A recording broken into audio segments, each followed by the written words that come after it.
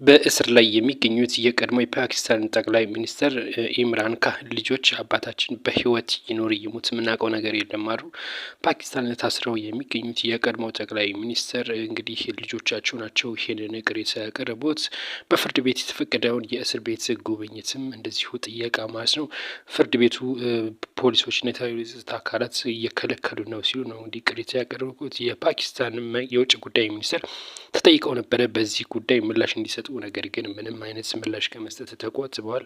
ስማቸው እንዳይገለጽ የፈለጉ አንድ የፍርድ ቤቱ ጥበቃ ወይም ኃላፊ እንዳሉት ከሆነ ግን እንግዲህ የቀድሞ ጠቅላይ ሚኒስትር እዚህ እስር ቤት ናቸው፣ በሙሉ በመልካም ጤንነት ላይ ይገኛሉ። ነገር ግን ወደ ቦታ ይቀየራሉ የሚለው ነገር ውሸት ነው ሲሉ አስተባብለዋል ማለት ነው።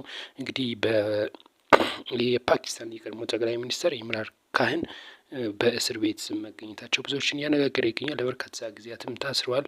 ልጆቻቸውንም ካገኟቸው ወደ 3 ሳምንታት አልፏል የተባለው